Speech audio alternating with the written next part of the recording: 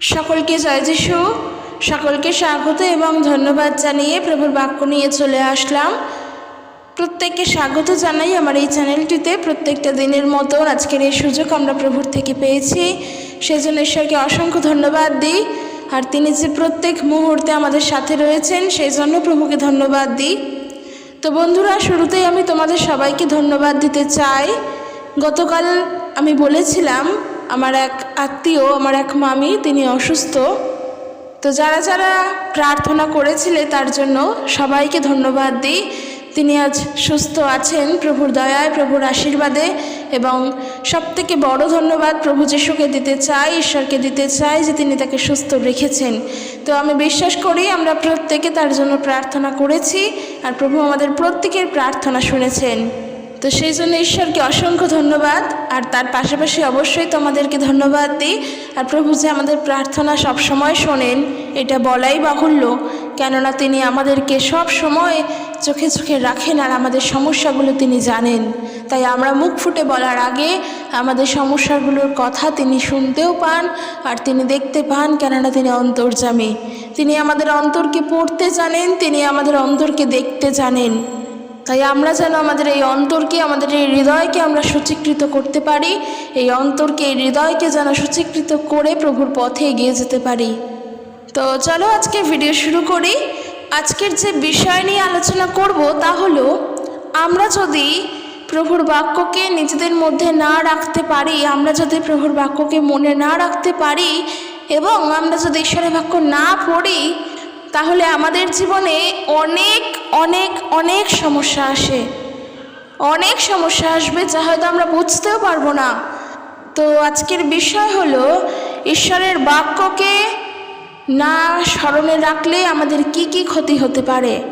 ঈশ্বরের বাক্য আমাদের মধ্যে সঞ্চয় না থাকলে আমাদের কি কি ক্ষতি হতে পারে। আর আমরা জানি, আমরা অনেকেই এই প্রশ্নটা করি যে প্রভুর বাক্যকে মনে রাখবো কী করে। যদি আমরা ঈশ্বরের বাক্যকে মনে না রাখি, তখন সবথেকে বেশি শয়তানের দিয়াবলের কাজ আমাদের জীবনে ঘটে। সবথেকে বেশি দিয়াবলের কাজ তখন আমাদের জীবনে ঘটে।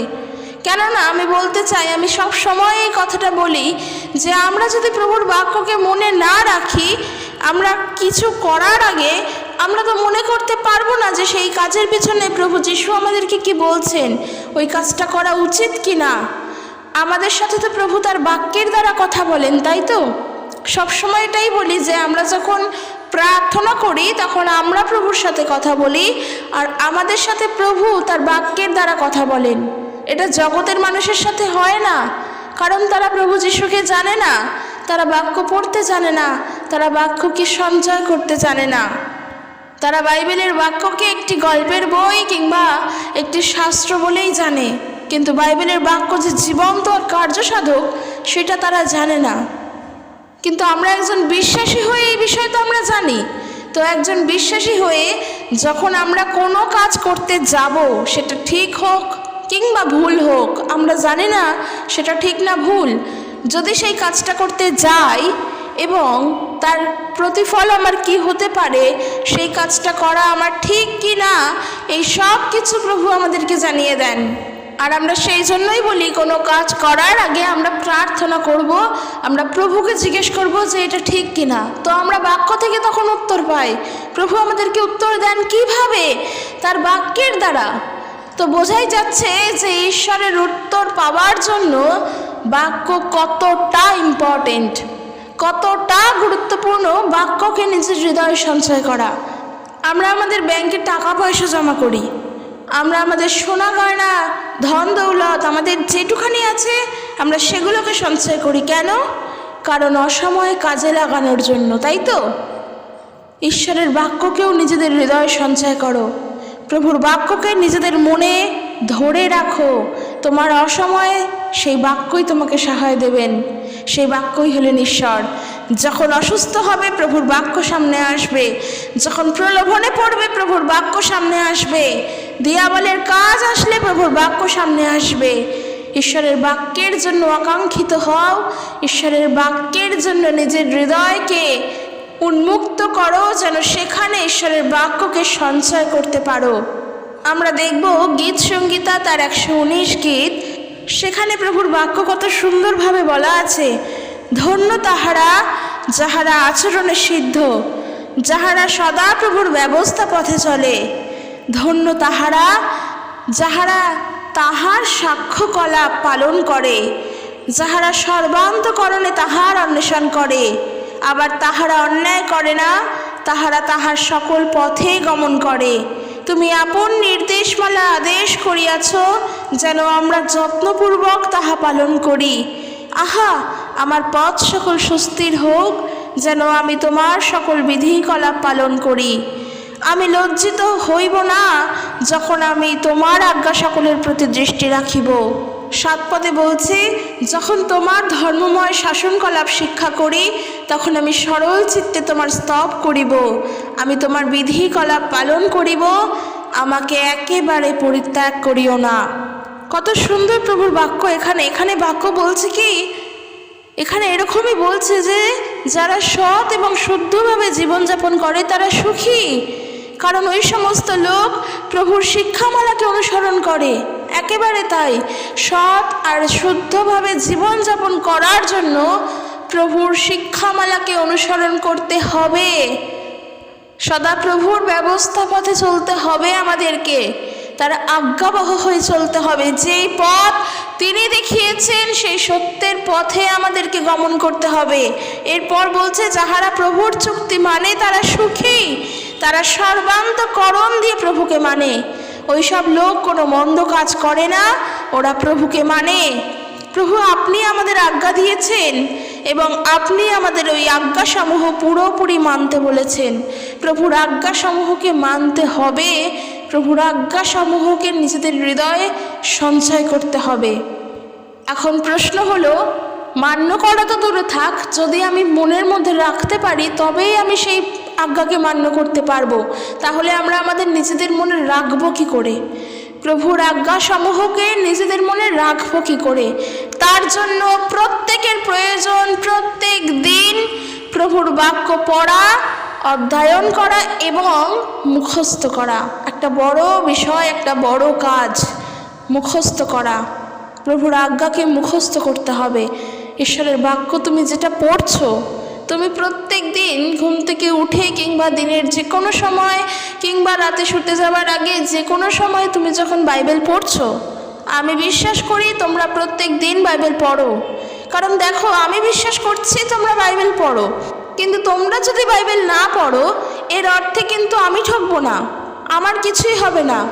তোমরা নিজেরা ঠকবে এবং ঈশ্বরকে ঠকাচ্ছ।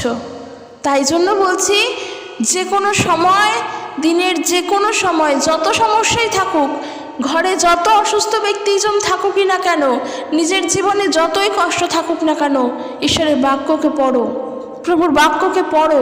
কারণ যত বাক্য পড়বো তত মুখস্থ হবে, আর আমরা আমাদের হৃদয়ে তা সঞ্চয় করে রাখতে পারবো। দেখো, প্রভুর বাক্য যদি নিজেদের মনে না রাখো, তাহলে আমি বলবো দিয়াবলের ফাঁদ থেকে কোনো দিনের জন্য মুক্তি পাবে না। দিয়াবল ঘিরে ধরবেই ধরবে। ঈশ্বরের বাক্য তোমার মনের মধ্যে যদি না থাকে, যদি বিশ্বাসের সহকারে যদি সেই বাক্যকে গ্রহণ না করো, অ্যাপ্লাই না করতে পারো, যদি সঞ্চয় না করো, শয়তানের ফাঁদ থেকে রক্ষা পাবে না। এই অর্থে যদি বলি, প্রভু যীশু খ্রিস্ট যখন তিনি তার 40 দিন উপবাসের পর, 40 দিন মানে একটা বিশাল টাইম, একটা লং টাইম, 40 দিন। আমরা একদিনও চিন্তা করতে পারি না না খেয়ে থাকার জন্য, আর সেখানে 40টা দিন প্রভু যীশু উপবাসে থাকার পর তিনি কিন্তু দিয়াবলের দ্বারা পরীক্ষিত হয়েছিলেন। এখানে অনেক কিছু বিষয়, এই সামান্য পরীক্ষার বিষয়, প্রভু যীশু খ্রিস্টের পরীক্ষা দিয়াবলের থেকে যে এসেছিল, এর মধ্যে অনেক কিছু বিষয় লুকিয়ে রয়েছে। প্রভু যীশু যখন দুর্বল, কোন দিক থেকে দুর্বল? আত্মিক দিক থেকে নয়, দৈহিক দিক থেকে দুর্বল। দিয়াবল তখন প্রলোভনে ফেলেছিল। আমরা যদি তাকে মানুষ রূপেই দেখি, ঈশ্বর নয় মানুষ রূপেই দেখি, তিনি হাঁটতে পারছেন না, তিনি অতদিন না খেয়ে উপবাসে আছেন, কিচ্ছু খাননি, তিনি পবিত্র থেকে পবিত্রতম হয়ে উঠেছিল তখন। তিনি হাঁটতে পারছেন না, চলতে পারছেন না, সেই মানুষের কাছে গিয়ে যদি এখন আমি বলি যে প্রভুর বাক্য পড়ো, তার বাক্যকে স্মরণ করো, সে কি শুনবে? সে কোনো দিনের জন্য শুনবে না। কারণ আগে সে সুস্থ হতে চায়, আগে তার প্রয়োজন সুস্থতার, কারণ সে অসুস্থ, সে অতদিন না খেয়ে রয়েছে। কিন্তু প্রভু যিশু তিনি অতদিন না খেয়ে থাকার পরেও কিন্তু তিনি আত্মিক দিক থেকে দুর্বল হননি। আর দিয়াবল সে মনে করছে প্রভু বুঝি আত্মিক দিক থেকেও দুর্বল, সেই জন্য সে প্রভু যিশুর কাছে গেছে বাক্য নিয়ে, সেই বাক্যের দ্বারা তাকে প্রলোভনের মধ্যে ফেলতে। কিন্তু দেখো, প্রভু যিশুরও কিন্তু সেই বাক্য জানা, তার অন্তরে ঈশ্বরের বাক্য আছে, তার হৃদয়ে ঈশ্বরের বাক্য ছিল, আছে এবং চিরকাল থাকবে। যেহেতু তার মনে ঈশ্বরের বাক্য আছে, সেই জন্য সে কিন্তু দিয়াবলের ফাঁদে পড়েননি, তিনি কিন্তু জয়লাভ করেছিলেন সেই পরীক্ষায়। দিয়াবল তাকে তার প্রলোভনের মধ্যে ফেলতে পারেনি। যদি ইহুদিদেরকে দেখো, ইহুদিরাও কিন্তু মসির ব্যবস্থা মুখস্থ করতেন, তারাও জানতেন, তারা শাস্ত্রজ্ঞান খুব ভালো করে জানতেন। কেন জানতেন? তাদের মুখস্থ ছিল, তারা মসির বিধি ব্যবস্থাকে মুখস্থ রেখেছিলেন, তারা জানতেন, তারা অধ্যয়ন করতেন, পালন করতেন। সেই জন্য তারা সেই শাস্ত্রজ্ঞানে অনেক পণ্ডিত ছিল। সাধু পৌল তিনি বলছেন তিনি অনেক ভালো করে তা মানতেন, তা মান্য করতেন, তা পালন করতেন। যখন তিনি প্রভু যিশুকে জানেননি, যখন তিনি সেই বিধি ব্যবস্থার দ্বারা চলতো, সেই বিধি ব্যবস্থা সেও কিন্তু জানতো, তারও মুখস্থ ছিল, সে মান্যতা করত। আমাদের করতে হবে প্রভুর বাক্যকে মান্য করতে হবে, কোনো বিধি ব্যবস্থাকে নয়, ঈশ্বরের আজ্ঞাকে। নিজেদের মনের মধ্যে প্রভুর আজ্ঞায় বড় হয়ে ওঠার জন্য, প্রভুর বাক্যেতে বৃদ্ধি পাওয়ার জন্য, নিজের মধ্যে প্রভুর বাক্যকে সঞ্চয় করার জন্য যে ইচ্ছা, যেই আগ্রহ, যেই আকাঙ্ক্ষা, সেই আকাঙ্ক্ষা রাখতে লাগবে। তবে আমরা দিয়াবলের প্রলোভন থেকেও মুক্ত হব। একটা উদাহরণস্বরূপ যদি বলি, যখন তুমি কোনো রাস্তা দিয়ে হেঁটে যাচ্ছ, আর যদি কোনো মানুষ বা কোনো মেয়ে তোমার পাশ দিয়ে হেঁটে যায়, বা কোনো ছেলে সে যেই হোক যদি পাশ দিয়ে হেঁটে যায়, তার প্রতি তোমার দৃষ্টিটা যদি কুনজরে যায়, তার দিকে যদি তুমি একটু অন্যরকম চোখ করে দেখো, আর তুমি যদি প্রভু যিশুর বাক্যকে খুব ভালো করেও জানো, অর্থাৎ প্রভুর বাক্য তুমি রোজ পড়ছো, তুমি স্মরণে রাখছো, তুমি অ্যাপ্লাই করছো, তুমি অধ্যয়ন করছো, আর তোমার মধ্যে প্রভুর বাক্য সঞ্চয় আছে, ঠিক সেই মুহূর্তে প্রভুর বাক্য তোমার জীবনে কাজ করবে। প্রভু যিশু তোমার জীবনে ওইভাবে কাজ করবেন তার বাক্যের দ্বারা। কেন? কারণ প্রভু যিশুর বাক্য কি বলছে? আমরা যদি কারোর দিকে কুনজরে দৃষ্টিপাত করি, তাহলে সেই মুহূর্তে আমরা ব্যভিচার করলাম। এই যে প্রভুর ওই বাক্য মনে আসলো, আর তুমি তোমার দৃষ্টি তখন ঠিক করে নিলে, তার দিকে আর অন্য চোখে দেখলে না, তার মানে তুমি তার বাক্যকে স্মরণ করলে, তার বাক্যকে মান্যতা দিলে, তার বাক্যকে পালন করলে, তার আজ্ঞা সমূহকে পালন করলে, আর তখন তুমি হৃদয় থেকে সৎ এবং শুদ্ধ জীবনযাপন করতে পারলে। এটাই হলো প্রভুর বাক্যকে স্মরণ করা। আবার যদি বলি, কোনো মানুষ যদি যৌন কাজে, যৌন পাপে লিপ্ত হয়, বিশেষ করে যদি একজন বিশ্বাসীর জীবনে সেই ধারণা আসে, আমি বলবো না যে আমরা খুবই শুদ্ধভাবে জীবনে চলছি, একজনও মানুষ নেই যে আমরা পাপ করছি না, এমনটা কিন্তু নয়। ভুল আমাদের দ্বারা হচ্ছে, বিভিন্নভাবে হচ্ছে। তবে হ্যাঁ, সেই ভুলের জন্য আমরা যেন প্রভুর কাছে নিজেদের অনুতপ্ত হৃদয় নিয়ে এসে বলি যে প্রভু তুমি আমাকে সাহায্য করো, আমার ওই ভুলের ক্ষমা তুমি করো, আমি যেন সেই ভুল আর না করি। এটা আমাদেরকে করতে হবে। কিন্তু যদি কখনো সেই খারাপ কাজের চিন্তা নিজেদের মনে আসে, আর যদি আমরা প্রভুর বাক্যতে গড়ে উঠতে পারি, তার বাক্য যদি নিজের হৃদয়ে সঞ্চয় করে রাখতে পারি, তাহলে দেখবে সেইখানে প্রভুর বাক্য তোমার মনে পড়ছে। কোন বাক্য মনে আসবে? 1 করিন্থীয় তার 6 অধ্যায় 13 পদ, সেখানে ঈশ্বরের বাক্য কি আছে? বলছে খাদ্য উদরের নিমিত্ত এবং উদর খাদ্যের নিমিত্ত। অর্থাৎ আমাদের এই পেট খাবার জন্য, আর খাবার এই পেটের জন্যই। মানুষ যে এত খাটনি করে, এত পরিশ্রম করে, কিসের জন্য? শান্তিতে খেয়ে পড়ে বাঁচার জন্য। আর ঈশ্বরের বাক্য বলছে, আর ঈশ্বর এই দুইয়ের উভয়কেই লোভ করবেন। কিন্তু এরপর বলছে কি?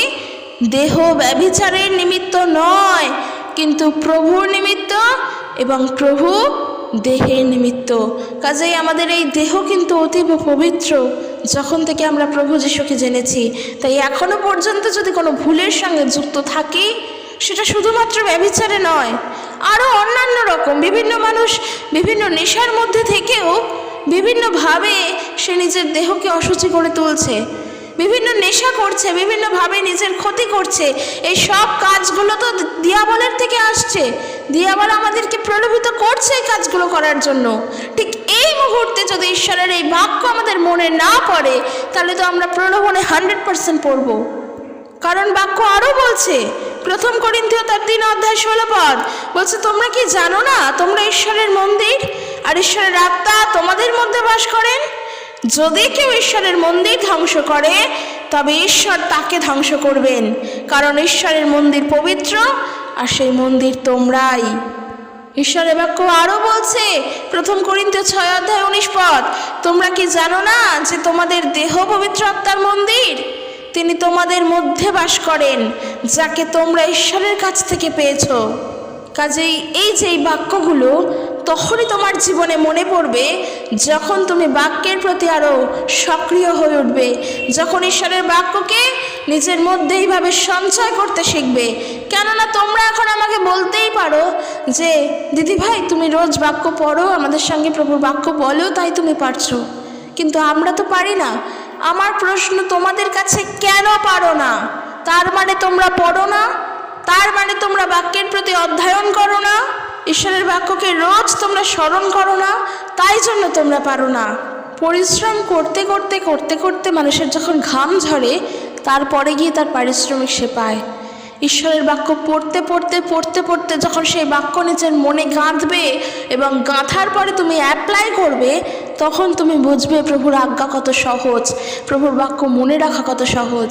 তার বাক্যকে নিজেদের হৃদয়ে ধারণ করতে শেখো। এই জগৎবাসী, এই জগতের মানুষ দিয়াবলের কাছ থেকে মুক্ত হওয়ার জন্য, দিয়াবলের থেকে রক্ষা পাওয়ার জন্য ভূত, প্রেত, অশুচি আত্মা, মন্দ আত্মা, বিভিন্ন বিভিন্ন খারাপ খারাপ যা যা রয়েছে তাদের থেকে মুক্ত হওয়ার জন্য দেখি আমি কেউ হয়তো মাদুলি ধারণ করছে, কেউ তাবিজ কবচ ধারণ করছে, কেউ গাছের শিকড় বাকড় ধারণ করছে, এই সব কিছু ধারণ করে। আমি বলবো দিয়াবলের হাত থেকে মুক্ত হওয়ার জন্য একমাত্র ঈশ্বরের বাক্যকে ধারণ করতে হবে। তবে এটা আমি বলছি না, এটা বাইবেলও বলে। কেননা আমরা প্রভু যিশুর জীবনে দেখেছি তিনি দিয়াবলের হাত থেকে মুক্ত হলেন কি করে? যখন তিনি দিয়াবলকে যথাযথ উত্তর দিতে পারলেন বাক্যের দ্বারা। তিনি যদি বাক্য সেই সময় মনে না করতে পারতেন, কারণ তিনি তো দুর্বল ছিলেন, তাহলে তো তিনি দিয়াবলের ফাঁদে পড়ে যেতেন। কারণ আমরা এখানে যেহেতু প্রভু যিশুকে মানুষ রূপেই দেখছি, ঈশ্বর রূপে নয়, তিনি তো দিয়াবলের ফাঁদেই পড়তেন, কারণ দিয়াবল তো এসেছিল তার কাছে সর্পের ন্যায় তাকে প্রলোভনে ফেলার জন্য। কিন্তু দেখো, তিনি কিন্তু পড়েননি, কারণ তিনি শাস্ত্র জানেন, তিনি বাক্য জানেন। তবে হ্যাঁ, যেহেতু তিনি ঈশ্বর, তাকে আলাদা করে আর বাক্য মুখস্থ করতে লাগে না। তিনি নিজেই বাক্য, যেই বাক্যের দ্বারাই পৃথিবী সৃষ্টি হয়েছে। সেই জন্য বলা, প্রভুর বাক্যকে রোজ পড়ো, প্রভুর বাক্যকে রোজ স্মরণ করো, প্রয়োজন পড়লে খাতায় লিখে লিখে মুখস্থ করো। কারণ ঈশ্বরের বাক্য মনে রাখতে লাগবে, এটা আমাদেরকে স্মরণে রাখতে লাগবে। আমরা অনেক কিছুই মনে রাখি, আমরা অনেক কিছুই মুখস্থ রাখি, কিন্তু যখন প্রভুর বাক্যের বিষয় আসে তখন আর মনেই করতে চাই না। তো একজন বিশ্বাসী হয়ে এটা কর্তব্য। আজকের একজন বিশ্বাসী হিসেবে তোমাকে যদি কেউ প্রশ্ন করেন যে প্রভু যিশু কে, তুমি এক কথা তাকে উত্তর কি দেবে? কি দিতে পারো বলো, যদি বাক্য কাছে না থাকে? কিন্তু যদি বাক্য স্মরণে থাকে তাহলে বলতে পারবে 1 তিমথিও তার 3:16 যে ঈশ্বরের আর ভক্তির যে নিগূঢ় তত্ত্ব, সেই নিগূঢ় তত্ত্ব এই 1 তিমথিও তার 3:16 যিনি মাংসে প্রকাশিত হইলেন, আত্মাতে ধার্মিক প্রতিপন্ন হইলেন, দূতগণের নিকট দর্শন দিলেন, জাতিগণের মধ্যে প্রচারিত হইলেন, জগতে বিশ্বাস দ্বারা গৃহীত হইলেন, স্বপ্রতাপে ঊর্ধ্বে নীত হইলেন। তিনি হলেন প্রভু যীশু খ্রিস্ট। যদি বাক্য মনে না থাকে, যদি জিজ্ঞেস করে প্রভু যীশু খ্রিস্ট কে, তখন উত্তর দিতে পারবে প্রভু যীশু খ্রিস্ট হলেন ঈশ্বরের গুপ্ত সত্য, যা ঈশ্বর আমাদের মধ্যে প্রকাশ করেছেন। আমাদের মধ্যে মানে এই পৃথিবীর মধ্যে, জগৎবাসীর মধ্যে, তা তিনি প্রকাশ করেছেন। প্রভু যীশু খ্রিস্ট ঈশ্বর। যদি প্রভুর বাক্য মনে না থাকে, বাক্যকে আমরা মনে করব কি করে? দিয়াবলের কাজের মধ্যে তো তাহলে আমরা পড়ে যাব, দিয়াবলের ফাঁদের মধ্যে পড়ে যাব, সেখান থেকে মুক্ত হতে পারবো না। আমরা যদি ইয়োবের কাহিনী দেখি, যেই ইয়োব সে ঈশ্বর ভক্ত, সে প্রভুকে অনেক মান্য করতেন, অনেক শ্রদ্ধা করতেন, আর তিনিও জানতেন প্রভুর বাক্যকে। আর তাই জন্য তার জীবনে দিয়াবলের কাজ আসার পরেও, তিনি কিন্তু প্রভুর পথ থেকে সরেননি। একটি বারের জন্যেও তিনি কিন্তু প্রভুর নামকে জলাঞ্জলি দেননি।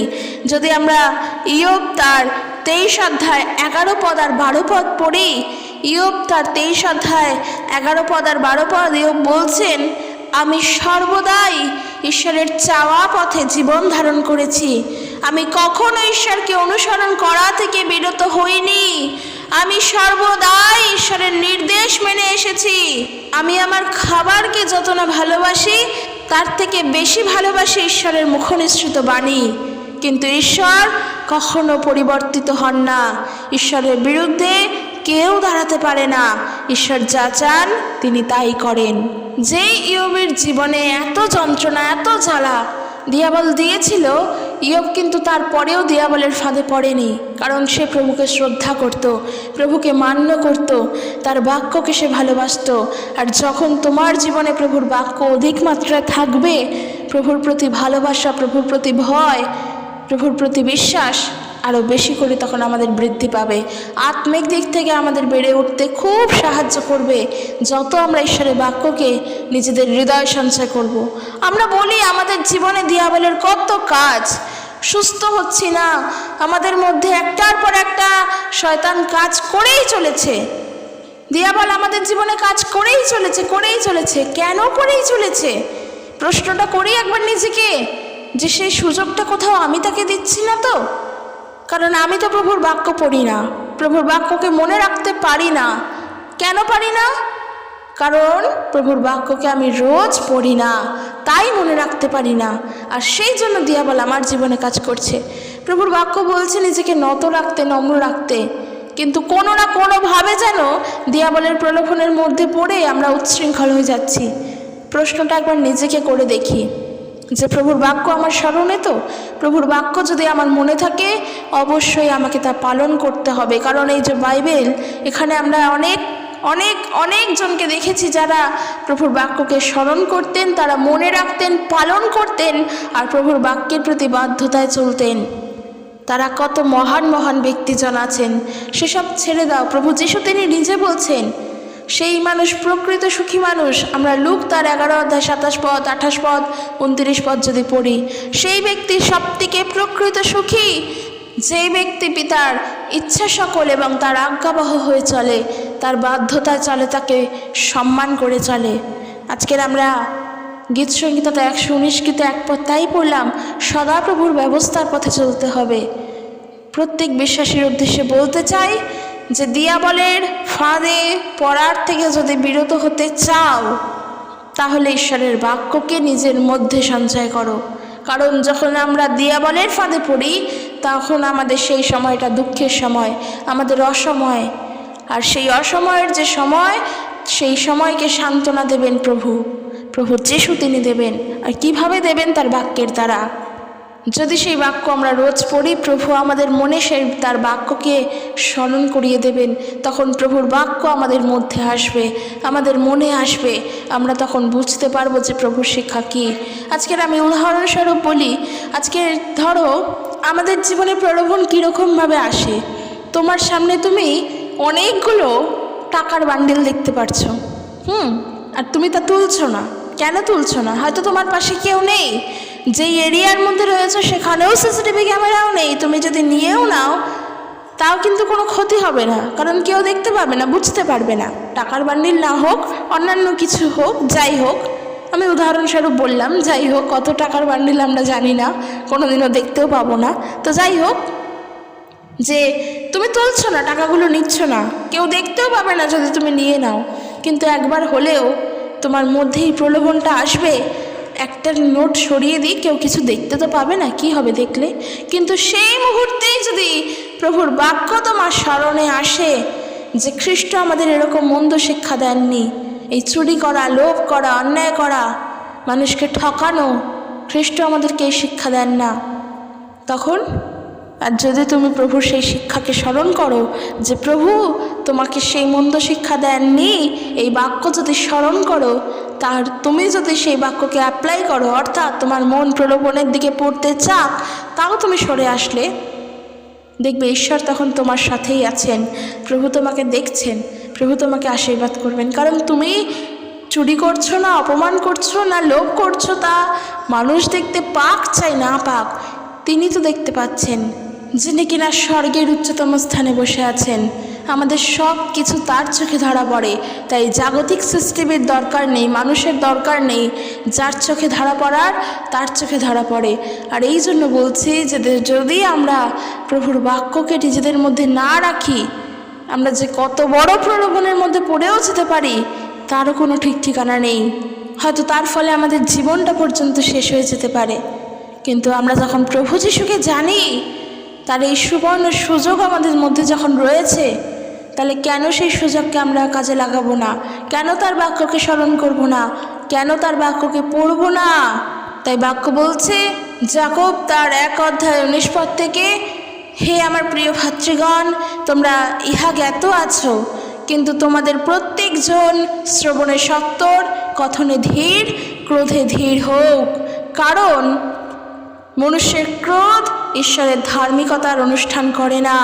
এই যে যখন আমরা রাগ করি, যখন আমরা একটুতেই রেগে যাই, সেই রাগ নিয়ে যখন সারাটা দিন থাকি, একে অপরের সাথে কথা বলা বন্ধ করে দিই, বিভিন্নভাবে মানুষ রাগ করে, একটুতেই রেগে যায়, কারণ রাগ হলে তো সহজে ঠান্ডা হয় না। যাই হোক, এক একজনের এক এক ধরনের আচরণ। কিন্তু এই যে যখন রাগ করছো, ঈশ্বরের বাক্য যদি স্মরণে না আসে যে আমাদের থেকে ঈশ্বর যেমনটা প্রত্যাশা করেন সেইটা তিনি পান না যখন আমরা রাগ করি, অর্থাৎ আমাদের এই রাগ ঈশ্বরের ধার্মিকতার জন্য নয়। যদি এই বাক্য স্মরণে না আসে, তাহলে তো তুমি রাগের মধ্যেই থাকবে, আর একজনের প্রতি রাগ করার ফলে আরও 5 জন মানুষকে তুমি কষ্ট দেবে। একজনের প্রতি রাগ করার ফলে আরও 10 জন মানুষের মনে আঘাত দেবে। কিন্তু যদি ঈশ্বরের বাক্য তোমার হৃদয়ে তখন থাকে যে আমাদের যে ক্রোধ ঈশ্বরের প্রত্যাশা অনুযায়ী কখনোই সৎ জীবনযাপন করতে সাহায্য করে না, যদি প্রভুর এই বাক্য মনে আসে, তখন তোমার মনে পড়বে যে ঠিক নয় আমার এই রাগ করাটা, আমি আমার রাগ করার থেকে বিরত থাকার জন্য প্রার্থনা করব।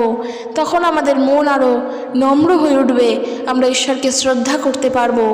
আর এই সমস্ত কথা আমরা বলি না, বাক্য বলছে, বাইবেল বলছে, প্রভুর বাক্য বলছে রাগ করো কিন্তু পাপ করো না। যদি এই বাক্য মনে না আসে, মানুষ রাগের বশে মানুষকে খুন পর্যন্ত করে দেয়, কত মহৎ মহৎ খারাপ খারাপ কাজ করে ফেলে।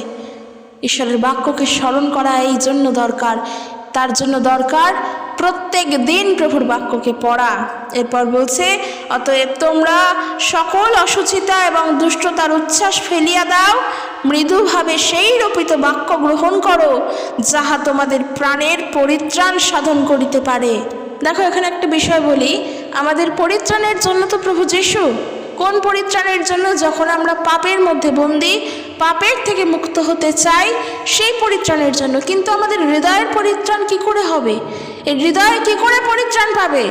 এই হৃদয় তখনই পরিত্রাণ পাবে যখন তোমার মধ্যে প্রভুর বাক্য রোপিত আছে, সেই বাক্য যখন তোমার মধ্যে বেড়ে উঠবে, তুমি যখন তা মৃদুভাবে অ্যাপ্লাই করবে, যখন সেই বাক্যের প্রতি তুমি চলবে, সকল অসুচিতা থেকে তুমি দূরে থাকবে, তখন তোমার হৃদয়ের পরিত্রাণ হবে। আর বাক্য তাই বলছে, যাহা তোমাদের প্রাণের পরিত্রাণ সাধন করিতে পারে। আর বাক্যের কার্যকারী হও, আপনাদিগকে ভুলাইয়া শ্রোতামাত্র হইও না, কেননা যে কেহ বাক্যের শ্রোতামাত্র কার্যকারী নয়, সে এমন ব্যক্তির তুল্য। আমরা তো জানি যে কিনা আয়নায় নিজের মুখ দেখলেও ভুলে যায় তাকে কেমন দেখতে। এর থেকে মারাত্মক ভুল আর কিছু হতে পারে না। তো যাই হোক, যেটা বলছিলাম, আমি তোমাদের শুরুতে যেটা বললাম যে আমি বিশ্বাস করি তোমরা প্রত্যেক দিন প্রভুর বাক্য পড়ো। আর আমি এটাও বলে দিলাম যে আমি তোমাদের প্রতি বিশ্বাসটা রাখলাম, এর ফলে কিন্তু আমি ঠকবো না। আমি ঠকবো না, আমি তোমাকে বিশ্বাস করলাম তোমরা বাক্য পড়ো, কিন্তু তোমরা যদি বাক্য এখন না পড়ো, বাক্য বলছে, ঈশ্বরের বাক্য বলছে, যাকব তার 1 অধ্যায় 22 পদেই তা বলে দিচ্ছে, আর বাক্যের কার্যকারী হও, আপনাদিগকে ভুলাইয়া শ্রোতা মাত্র হইও না। নিজেদেরকে ভোলাবার জন্য বাক্য শুনেছি, শোনাই যথেষ্ট, শুনলেই হলো, শুনলেই পরিত্রাণ পেয়ে গেলাম না, এত সহজ নয়। তুমি রান্নাটা করলে, রান্নাটা করার পর যদি কাউকে ভালো করে না খাওয়াও, তবে সে বুঝবে কি করে রান্নার টেস্ট কেমন হয়েছে? সুন্দর দেখতে রান্না তো আমিও বুঝলাম সুন্দর হয়েছে, কিন্তু যতক্ষণ না খাবো ততক্ষণ বুঝবো কি করে সেটা ঠিক কিনা ভুল? যতক্ষণ না বাক্য অ্যাপ্লাই করব, ততক্ষণ আমরা নিজেদের জীবনে চলবো কি করে, নিজেদেরকে পবিত্র করে চলবো কি করে, নিজেদের অন্তরকে কি করে ঈশ্বরের কাছে সমর্পণ করব? প্রভুর বাক্য বলছে, জগতের অনুরূপ হয়ে চলো না। কিন্তু যখন সব থেকে বেশি জগৎ নিয়ে চিন্তা করি, জগতের আনন্দ, নাচ গান, হই হুল্লোড়, পার্টি, টাকার চিন্তা, পয়সার চিন্তা, জমি জমার চিন্তা, সম্পত্তির চিন্তা, টাকা পয়সা না থাকলে অভাবের চিন্তা, সুস্থ না থাকলে অসুস্থতার চিন্তা, যখন জগৎকে নিয়ে এইভাবে চলি, কিন্তু তখন যদি প্রভুর এই বাক্য স্মরণে না আসে, জগতের অনুরূপ হইও না। কিন্তু ঈশ্বর কি চান, তার জন্য চেষ্টা করো। যদি মথি তার 6 অধ্যায় 33 পদ না আসে, সর্বপ্রথম ঈশ্বরের রাজ্যের বিষয়ে চিন্তা করো। যদি এই বাক্যগুলো স্মরণে না আসে, আমরা তো সেই প্রলোভনের মধ্যেই থাকছি। তখন তো দিয়াবল আরও বেশি করে তখন চিন্তা দিচ্ছে, কষ্ট দিচ্ছে, দুঃখ দিচ্ছে। কাজেই বাক্যে গড়ে ওঠার জন্য বাক্যকে সঞ্চয় করতে হবে, নিজেদের মধ্যে সঞ্চয় করে রাখতে লাগবে। পিঁপড়েদের দেখবে তারা খাবার সঞ্চয় করে, কারণ যখন অসময় আসে, যখন শীত আসে কিংবা বর্ষা আসে বা যখন দুর্দিন আসে, তাদের জন্য যেন তারা সেই খাবার, মজুত করা খাবার থেকেই খাদ্য খেতে পারে। পিঁপড়েদের থেকেও শেখা উচিত, তারা সঞ্চয় করতে জানে, তারা খাদ্য মজুত করে রাখে, যেন তাদের দুর্দিনে তারা খাদ্য গ্রহণ করতে তাদের কোনো সমস্যা না হয়। সেম একইভাবে ঈশ্বরের বাক্যকে সঞ্চয় করো। শুধু দুর্দিন নয়, সুদিনেও আমাদের মনে পড়বে ঈশ্বরের বাক্য, তখন প্রভুকে ধন্যবাদ দেওয়ার জন্য এই হৃদয় আরও বেশি করে তখন আকাঙ্ক্ষিত হবে। প্রভু যিশুকে বোঝার জন্য, ঈশ্বরকে বোঝার জন্য ঈশ্বরের বাক্য জানতে হবে, কারণ ঈশ্বরকে চোখে দেখা যায় না। যত মানুষ তর্ক বিতর্ক, রাগ হিংসা করে যাই বলুক, আমাদেরকে যাই বোঝাতে আসুক, এটা জেনে রাখো, ঈশ্বর অদৃশ্য, নিরাকার, তার নিজস্ব কোনো রূপ নেই, তার কোনো সাকার রূপ নেই। তার বাক্য, তিনি জীবন্ত, তিনি আত্মা, সেই বাক্য আমাদের সাথে। ঈশ্বরের বাক্য বলছে তার বাক্য জীবন্ত এবং কার্যসাধক। তো সেই বাক্যকে সঞ্চয় করো, সঞ্চার করো, রোজ প্রত্যেক দিন প্রভুর বাক্য পড়ো। রোজ না পারলেও যখন পড়ছো, মুখস্থ রাখো, তা বারবার ধরে নিজের মধ্যে আওড়াও, নিজের মধ্যে তা স্মরণ করো যেন মনে থাকে। তো বন্ধুরা, আজকের ভিডিও এখানে শেষ করছি। ভিডিওটি কেমন লাগলো জানিও। কেমন লাগার থেকে বড় কথা, কতটা শিখতে পারলে, বাক্য সঞ্চয় করতে পারছো কি না, অবশ্যই তা জানিও। বাক্যের লিস্ট বাড়াও, সঞ্চয় করো। সকলকে জয় যিশু। ঈশ্বর তার আপন বাক্যে প্রত্যেককে আশীর্বাদ যুক্ত করুক। জয় যিশু। Praise the Lord.